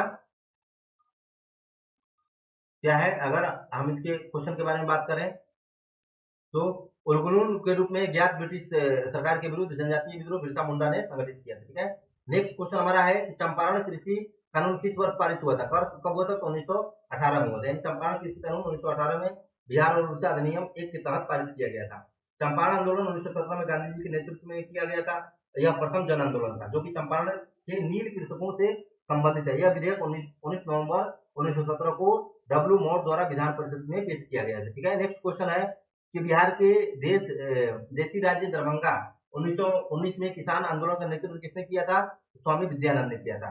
यानी जून 1919 ईस्वी में मधुबनी जिला के किसानों के ने दरभंगा के राजा के विरुद्ध आंदोलन किया था। ठीक है, और इस आंदोलन का नेतृत्व स्वामी विद्यानंद ने किया था और इस आंदोलन में अधिक लगान वसूली के विरुद्ध में किया गया था। इसका वास्तविक नाम, इनका जो वास्तविक नाम विद्यानंद सरस्वती का था, स्वामी विद्यानंद का था, वो विभूषण शरण प्रसाद था। ठीक है, नेक्स्ट क्वेश्चन है कि बिहार के राजगीर परगना में कौन स्थानीय नेता ने 1857 के आंदोलन में स्वयं राजा घोषित किया था? कौन किया था?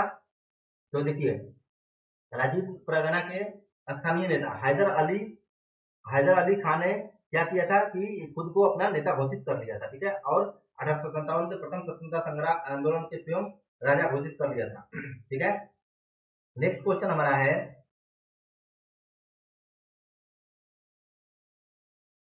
नेक्स्ट क्वेश्चन हमारा है, एक मिनट, नेक्स्ट क्वेश्चन देखते हैं। नेक्स्ट क्वेश्चन है कि ब्रिटेन के राजा ने 1765 ईस्वी में एक फरमान द्वारा बंगाल, बिहार एवं उड़ीसा की दीवानी ईस्ट इंडिया कंपनी को कितने रुपए में दे दी थी? तो 26 लाख रुपए में दे दी थी। यानी बक्सर युद्ध के पश्चात 12 अगस्त 1765 को ईस्ट इंडिया कंपनी के गवर्नर लॉर्ड क्लाइव ने मुगल बादशाह शाह आलम के इलाहाबाद की संधि की थी और इस संधि के तहत कंपनी में मुगल बादशाह को 26 लाख रुपए वार्षिक देकर बंगाल, बिहार एवं उड़ीसा की दीवानी ले ली थी। ठीक है, नेक्स्ट क्वेश्चन के अगर हम बारे में बात करें, नेक्स्ट क्वेश्चन हमारा है कि अंग्रेजी शासन के दौरान बिहार के अनेक भागों में गायों की रक्षा हेतु गौरक्षणी सभाएं कब स्थापित की गई थी? तो कब? 1893 में की गई थी। ठीक है, देखिए, अगर हम बात करें कि बिहार के अनेक भागों में आर्य समाज, यानी बिहार के अनेक भागों में आर्य समाज आंदोलन द्वारा संचालित गौरक्षणी सभाओं का गठन किया गया था और 1893 ईस्वी में के आसपास हुआ था और प्रथम गौरक्षणी सभा का गठन 1882 ईस्वी में हुआ था। ठीक है, नेक्स्ट क्वेश्चन हमारा है कि कांग्रेस की अखंडता के में वृद्धि करने हेतु 1912 ईस्वी में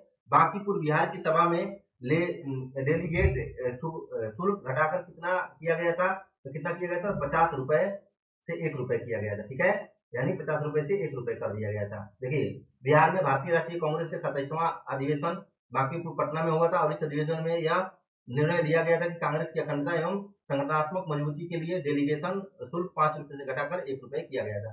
नेक्स्ट क्वेश्चन है कि गवर्नमेंट ऑफ इंडिया एक्ट 1935 द्वारा केंद्रीय संसद के उच्च सदन में बिहार को कितनी सीटें मिली थी? तो 8 मिली थी। ठीक है, यानी गवर्नमेंट ऑफ इंडिया एक्ट 1935 के अंतर्गत केंद्रीय विधायिका संसद में उच्च सदन में बिहार की कुल 8 सीटें मिली थी और इस अधिनियम के अंतर्गत बिहार विधानसभा की कुल 152 सीटें निर्धारित की गई थी, जिसमें 129 सीटें निर्वाचन द्वारा चुनी जानी थी। ठीक है, नेक्स्ट क्वेश्चन हमारा है कि 1937 ईस्वी में चुनाव में मुस्लिम लीग के टिकट पर कितने मुसलमान बिहार राज्य की विधानसभा में चुने गए थे? कितने? 2, यानी 2 मुसलमान चुने गए थे। ठीक है, नेक्स्ट क्वेश्चन हमारा है, नेक्स्ट क्वेश्चन क्या है? नेक्स्ट क्वेश्चन है कि कैबिनेट मिशन प्लान के अनुसार राज्य की ग्रुपिंग में बिहार को किस ग्रुप में रखा गया था? किसमें? ग्रुप ए में रखा गया था।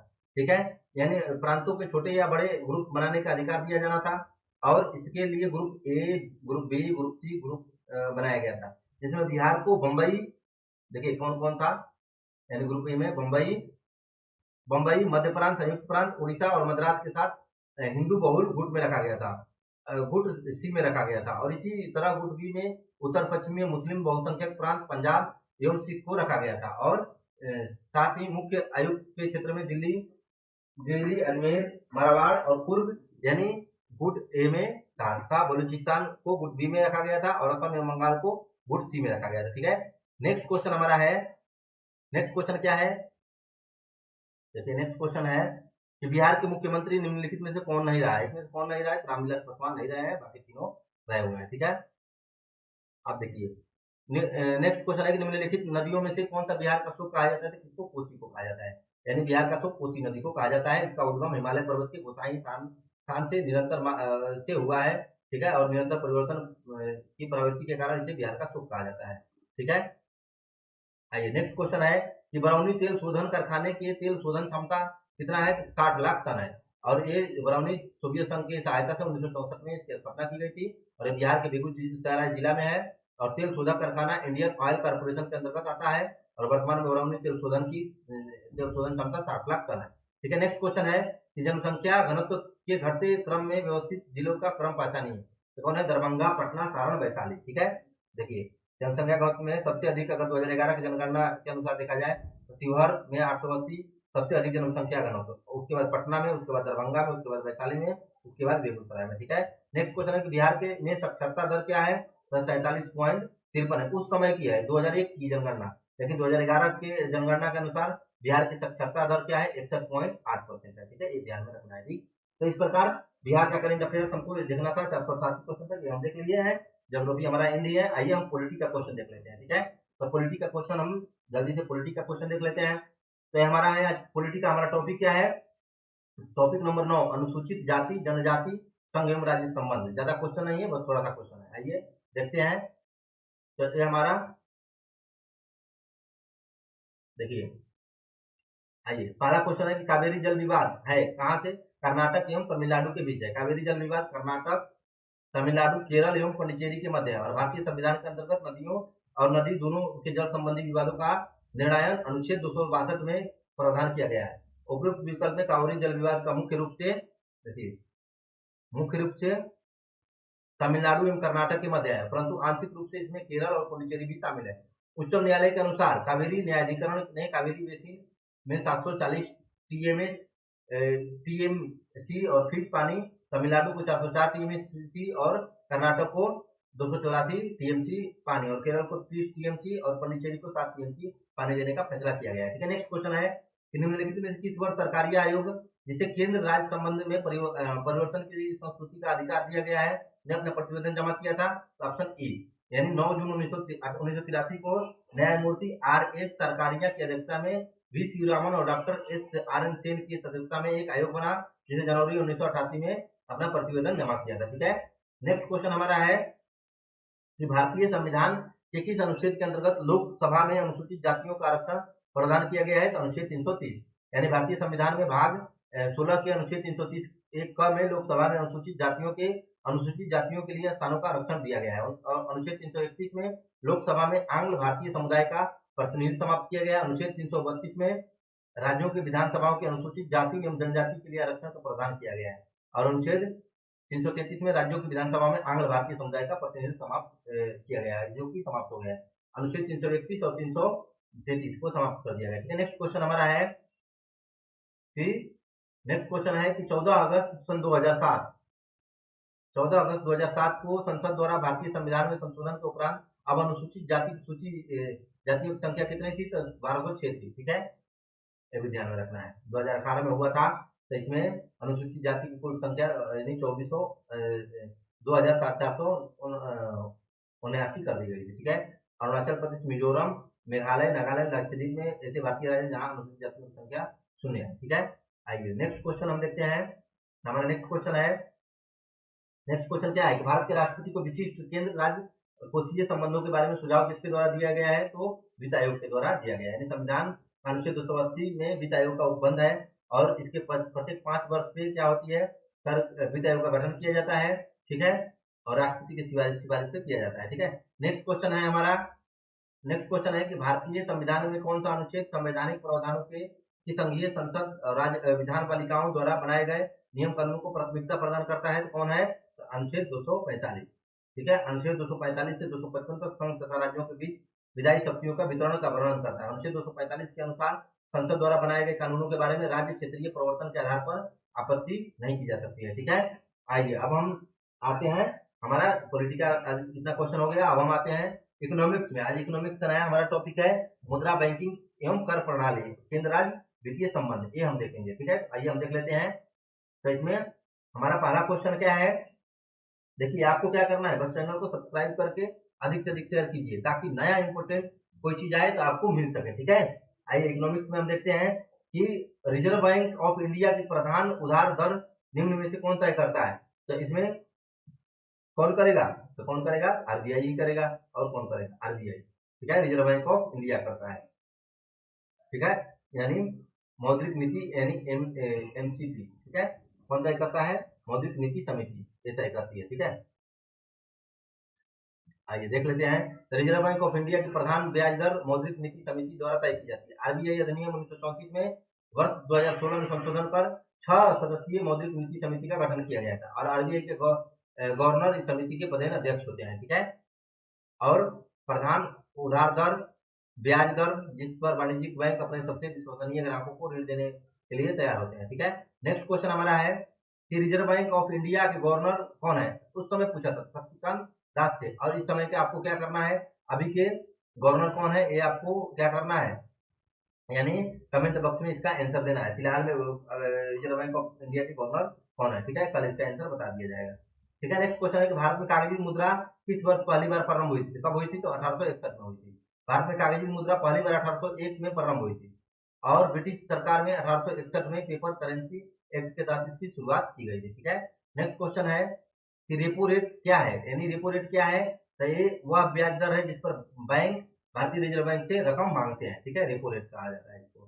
ठीक है, आज रिवर्स रेपो रेट क्या करते हैं कि जो बैंक होते हैं वो देते हैं। ठीक है, नेक्स्ट क्वेश्चन है कि क्रिप्टो करेंसी के पीछे तकनीक को कैसे जाना जाता है? कैसे जाना जाता है? तो ब्लॉकचेन से इसके पीछे की तकनीक को जाना जाता है, ब्लॉकचेन तकनीक के द्वारा ही चलता है। ठीक है, नेक्स्ट क्वेश्चन है कि नगर आरक्षित अनुपात को कम करने की से अर्थव्यवस्था पर इसका निम्नलिखित प्रभाव पड़ेगा। क्या पड़ेगा? इसका सी आंसर हो जाएगा, 1 2 3 4 सभी पड़ जाएगा। यानी बैंकों के साथ अधिक तरल लाभ होगा, अर्थव्यवस्था में निवेश वृद्धि देखने को मिल सकती है, अर्थव्यवस्था में मुद्रा पूर्ति बढ़ सकती है और वास्तविक निवेश दर में गिरावट आ सकती है। ठीक है, यानी सब हो जाएगा। ठीक है, ठीक। नेक्स्ट क्वेश्चन है कि भारतीय रिजर्व बैंक के अनुसार 2018-19 में विदेशी मुद्रा, ये नहीं देखना है हमको, 2025 में देखना है। ठीक है, नेक्स्ट क्वेश्चन है कि 15वें वित्त आयोग की सिफारिश पर केंद्रीय करों की वाणिज्य कुल बिहार को हिस्सा कितना मिला था? तो 10.06% मिला था। ठीक है, अभी 16वें वित्त आयोग के बारे में थोड़ा सा आपको देख लेना है। ठीक, अब यही है बिहार का कुल हिस्सा 15वें वित्त आयोग में 10.6 मिला हुआ है 2026 की अवधि के लिए। नेक्स्ट क्वेश्चन है कि बिहार ने प्रति व्यक्ति शुद्ध राज्य घरेलू उत्पाद 2019 का है, तो ये हमको कोई इंपोर्टेंट हमारा क्वेश्चन नहीं है। ठीक है, आइए अगर नेक्स्ट क्वेश्चन के बारे में बात करें तो नेक्स्ट है हमारा कि भारत में राजस्व घाटे से तात्पर्य है क्या है? तो भारत सरकार अपने उन व्ययों को वित्त पोषण के लिए उधार लेने की आवश्यकता है जो पूंजीगत परिसंपत्तियों का निर्माण नहीं करते हैं। ठीक है, आइए नेक्स्ट क्वेश्चन के बारे में अगर बात करें तो नेक्स्ट क्वेश्चन 2020-21 क्या है? तो ये बजट में आएगा, तो हमको 2024-25 का देख 25-26 का देख लेना है। ठीक है, नेक्स्ट क्वेश्चन है कि निम्नलिखित में से भारत का कौन सा व्यापारिक बैंक विश्व बैंक के शीर्ष 100 बैंकों में है? तो भारतीय स्टेट बैंक। ठीक है, नेक्स्ट क्वेश्चन हमारा है, नेक्स्ट क्वेश्चन क्या है कि भारत सरकार बजट ये 2021-22 का है, तो ये हमको नहीं देखना है, लेकिन 2025-26 का बजट देख लेना है। ठीक है, अब ये भी हमारा करंट का क्वेश्चन है, तो ये भी हम करंट से जोड़ेंगे इसको सभी को। नेक्स्ट क्वेश्चन है कि कौन सा स्रोत नहीं है? तो कौन नहीं है, ये इसका आंसर हो जाएगा। ठीक है, आइए नेक्स्ट क्वेश्चन है कि वर्तमान में भारतीय रिजर्व बैंक का गवर्नर कौन है? तो इसका आंसर ये हो जाएगा, उस टाइम जो क्वेश्चन पूछा था, अभी जो है उनको आपको अपडेट करना है। ठीक है, अब आइए नेक्स्ट क्वेश्चन क्या है कि भारत में पुनर्विकास कृषि पुनर्वित्त प्रदान करने के लिए शिखर स्तर पर बैंक का नाम क्या है? तो भारतीय कृषि तथा ग्रामीण विकास बैंक है। और जो नबार्ड है, यानी नबार्ड की स्थापना 12 जुलाई 1982 को शिवरामन कमेटी की संमति पर की गई थी, उसका मुख्यालय मुंबई है। ठीक है, आइए नेक्स्ट क्वेश्चन हमारा है 14वें वित्त आयोग के अनुसार, ये 14वें वित्त आयोग है, तो हमको 16वें वित्त आयोग 15वें वित्त आयोग पढ़ना है। ठीक है, नेक्स्ट क्वेश्चन है कि भारतीय रिजर्व बैंक का वर्तमान गवर्नर, देखिए बहुत बार पूछ रहा है, ये आपको ध्यान में रखना है, गवर्नर जनरल याद कर लेना है। ठीक है, नेक्स्ट क्वेश्चन है कि गुल्लक बच्चा बैंक कहाँ स्थापित हुआ था? पटना में हुआ था। ठीक है, आइए तो इस प्रकार हमारा ये इकोनॉमिक्स का क्वेश्चन था, इकोनॉमिक्स का हो गया। इस प्रकार आज का हमारी क्लास बस इतना ही, तब तक के लिए धन्यवाद। जय हिंद, जय भारत।